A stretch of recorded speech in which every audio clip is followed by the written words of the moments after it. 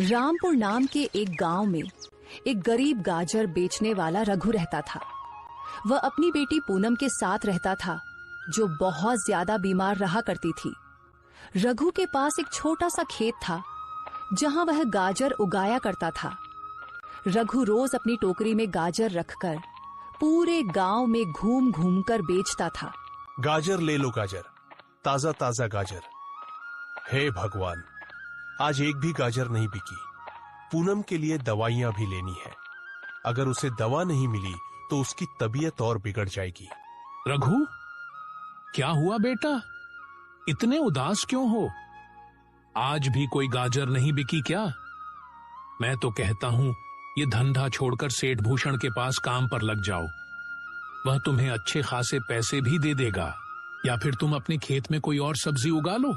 नहीं काका, मेरा इससे गुजारा हो जाता है। सेठ भूषण के पास अगर कभी जरूरत हुई तो मैं जरूर काम करूंगा।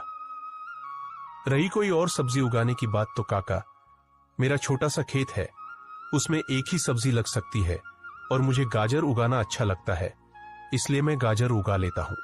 हाँ बेटा, तुम बहुत अच्छे हो, पर क्या करें, तुम्हारी किस्मत खराब है।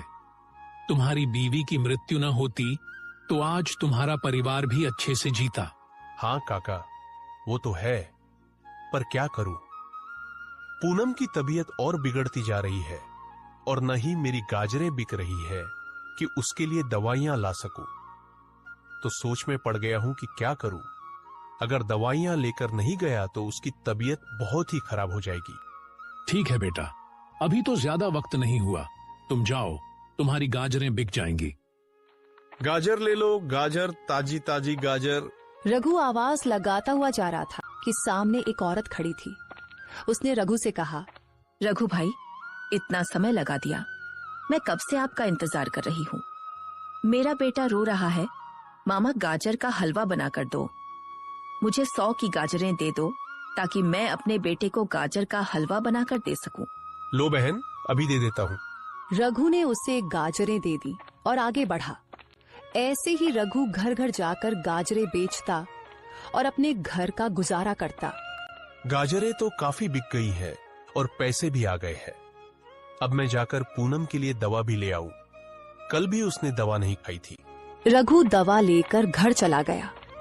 घर आकर उसने अपनी बेटी की ओर देखा, जो उदास सी बैठी थी। बेटी, देखो, मैं दवा लेकर आया हूँ, दवा खाओ, तुम्हें अच्छा लगेगा।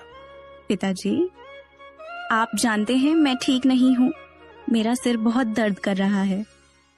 परेशान मत हो बेटी, बस दवा खाओ और आराम करो, दवा तुरंत असर करेगी। बेटी ने रघु की बात मानी और दवा खा ली।